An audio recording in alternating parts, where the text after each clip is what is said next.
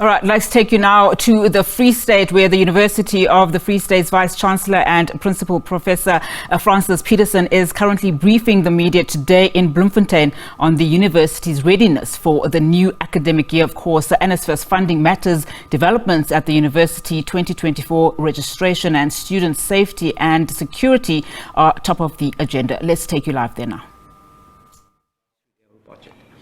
And therefore, that was the pressure that was put on the ministry and also the departments.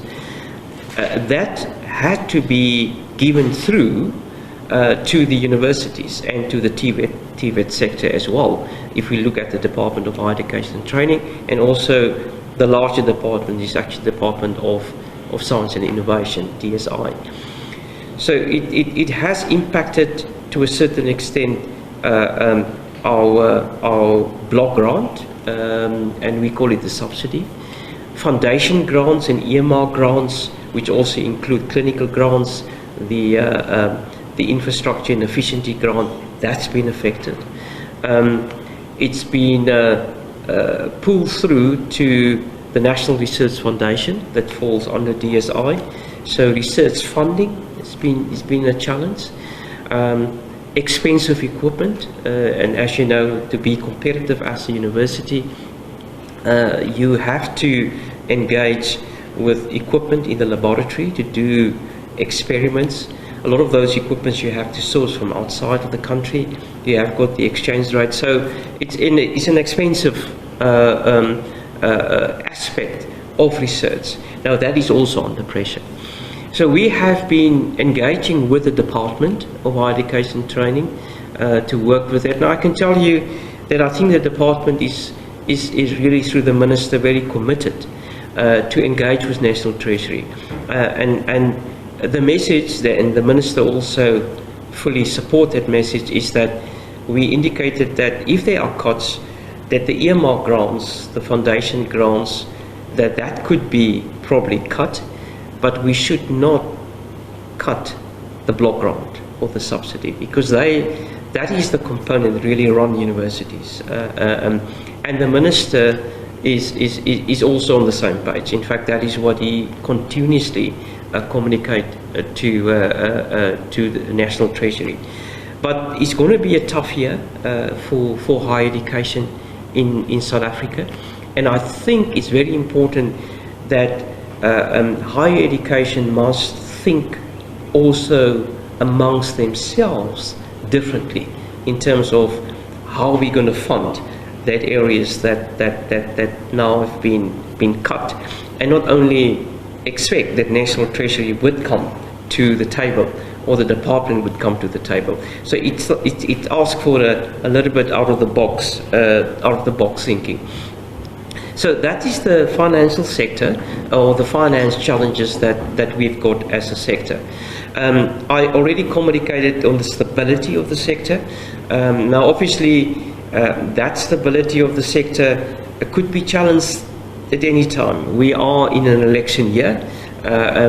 Electioneering will happen, and to a certain extent we're not too sure how that will play out on our campuses, on our 26 campuses, but we will do our utmost as a sector to ensure that it remains stable and that we deal with the challenges that might come along. I think in that regard, it's probably important to give a message to give a message to our political parties, is just to be responsible in how they engage with Student Representative Council on our campuses, so that we manage the electioneering in a very responsible way and not try to impact the academic project or the academic program negatively. Now, if I bring it back to the University of the Free State, to a certain extent, I can just say that our registration process on our 3 campuses went very well. We on Saturday welcomed the first years on our campus, specifically on our Bloemfontein campus, Bloemfontein and South Campus, and we will also do the same on the Kwakwa campus next next Saturday. We about 93% to where we should be in our terms of our first year numbers. So we are very confident that we will complete that last 7% or so during the course of this week. The classes have started this week, and I want to once again just say thank you to our staff, academic staff and support staff, for ensuring that the whole process went smoothly, but also our students. We have got a lot of engagement with our institutional student representative council. They on board, they do know what we're doing, and from that perspective, we also want to thank them. We have got about our first year numbers should be in the order of 8,100 in total. Just in terms, for instance sake, we had over 250 applicants for 8,100 spaces. 250,000. Yeah, for the first year. So that just gives us an indication. I haven't got the full numbers for the sector, but just give us an indication our students want to come and study at the universities, but obviously there's only so much space available. I'm certainly looking forward to a very robust and great academic year, and we will work with all the constituencies to make sure that we deliver. Now, in terms of our first year students, often when first year students got onto the campus, parents, family members is a little bit worried about safety and security. Now we've got sort of an average number of that first years will be on our residences on campus, and I can just tell you for the University of the Free State that our on-campus students are. I'm not worried about safety really.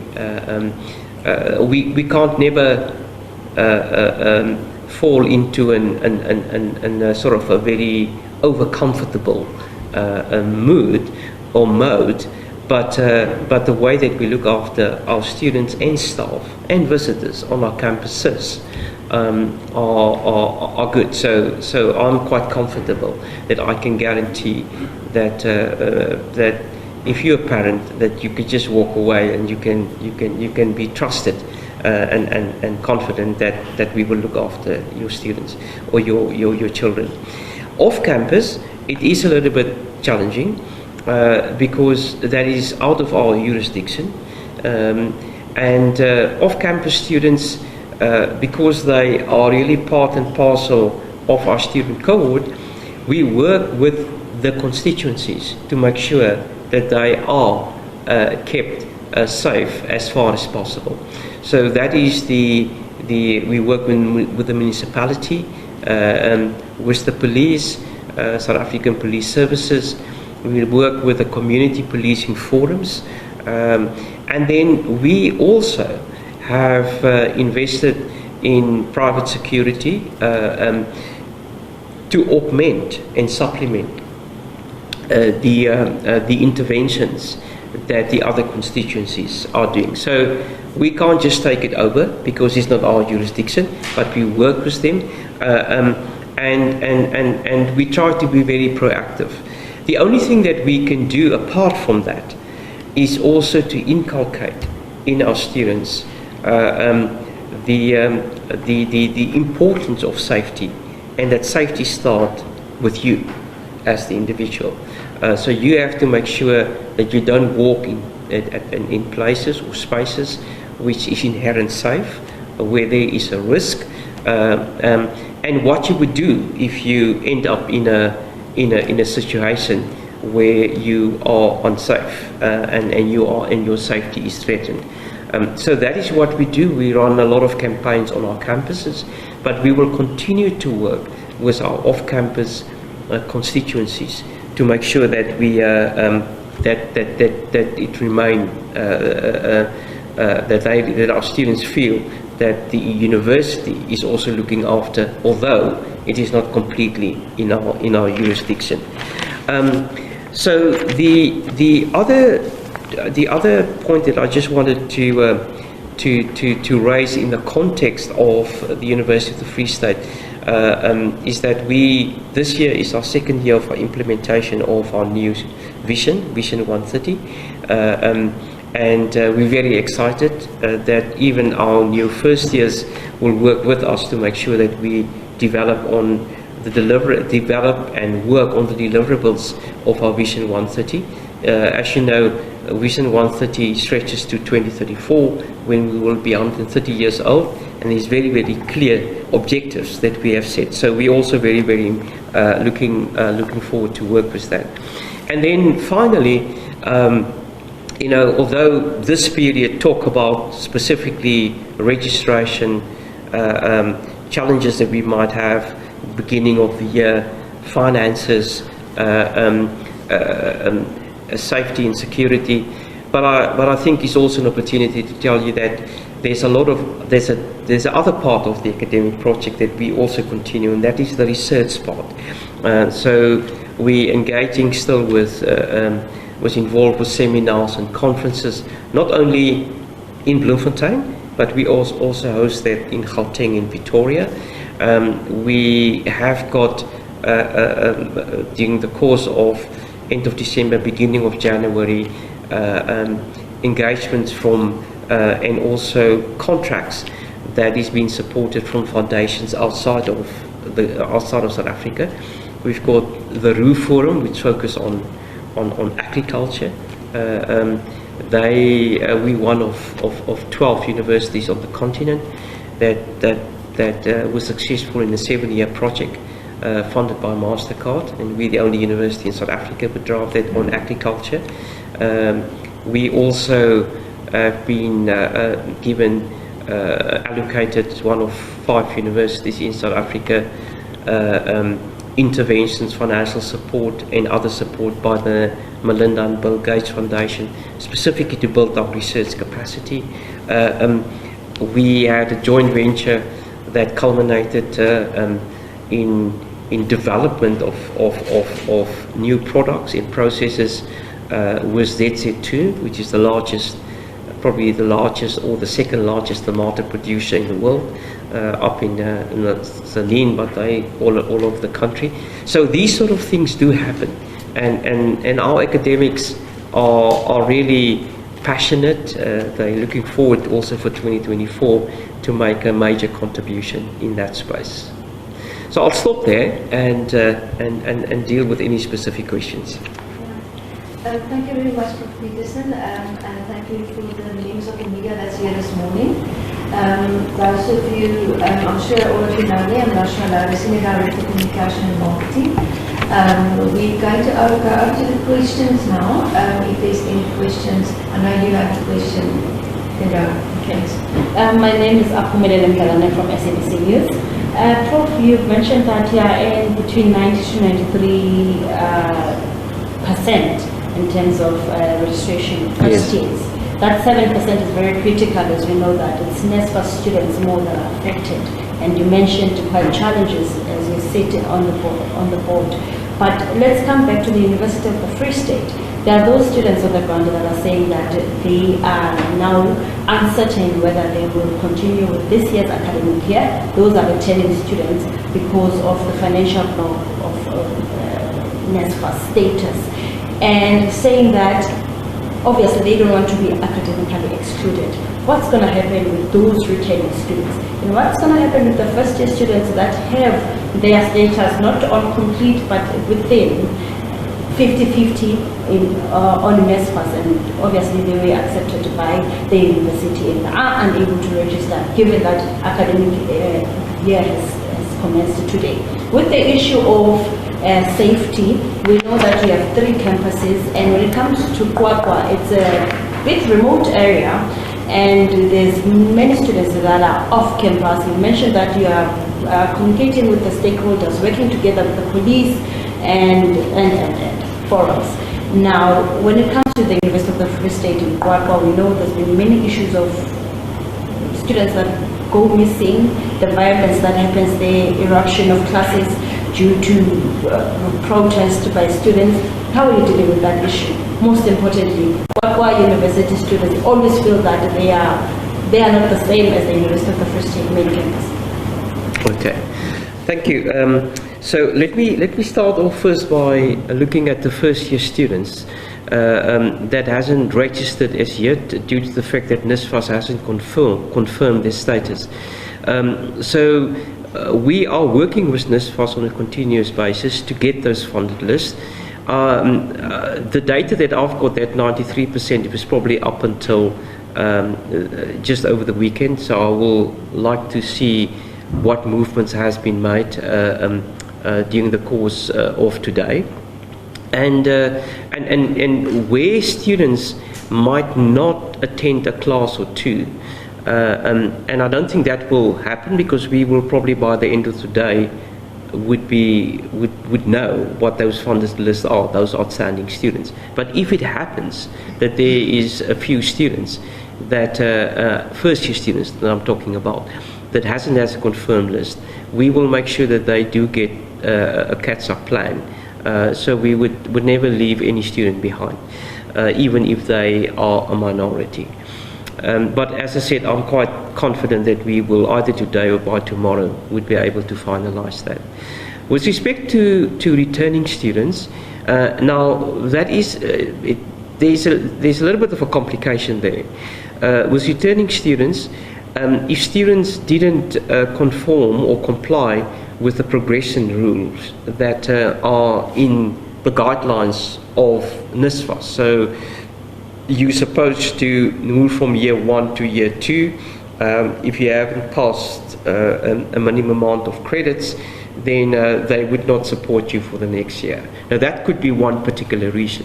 There could also be a reason of the student felt that he or she was negatively impacted for a specific reason, and therefore would appeal to NSFAS. So we're waiting for those appeals outcome. So where we have progression rules that is not at year 2, and NSFAS has indicated that we're not going to support you for that particular year, then there's nothing that we will be waiting from NSFAS to provide to the institution, because they already have indicated. Then what we would ask the student is to say, what is your financial situation? Now, keeping in mind that those students would be NSFAS students anyway, we will then work out a repayment plan with the student that say, well, this is going to be your cost to repeat this particular year. You can't fund that now, but we will then say it's an acknowledgement of so to speak debt, and then at a later stage, maybe once you get NSFAS funding again, or even when you got a job, we have that arrangement with the university.